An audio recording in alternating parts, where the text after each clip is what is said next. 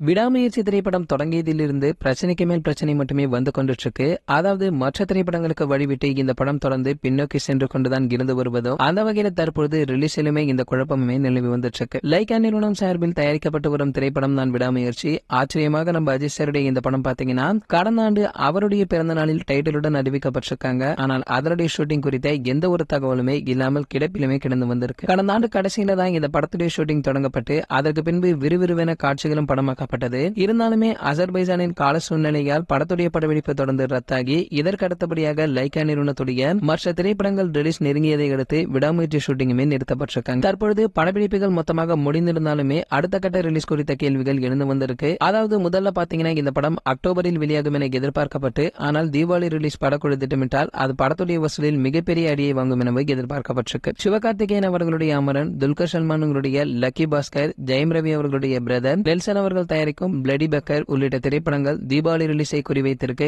இந்த கூட்டத்தோடு விடாமுயற்சி திரைப்படத்தை வெளியிட்டால் தியேட்டர்கள் குறையும் வசூலுமே பெரிய அடியை வாங்கும் எனவும் சொல்லப்பட்டிருக்கு. சரி, ஓகே, வெயிட் பண்ணி பார்க்கலாம் நம்ம அஜித் சாருடைய விடாமுயற்சி திரைப்படத்துடைய ரிலீஸ் டேட் அனௌன்ஸ்மெண்ட் எப்ப வரப்போக இருக்குன்னு. மேலும் இது போன்ற நம்ம அஜித் சார் பற்றி வெளியாகும் அனைத்து செய்திகளை நீங்க உடனே தெரிஞ்சுக்க நம்மளுடைய அஜித் டாக்கீஸ் நம்ம சேனலை சப்ஸ்கிரைப் பண்ணிட்டு பக்கத்துல உள்ள பெல் ஐகானை கிளிக் பண்ணிட்டீங்கன்னா நீங்க நம்ம வீடியோவை மிஸ் பண்ணாம பார்க்கலாம்.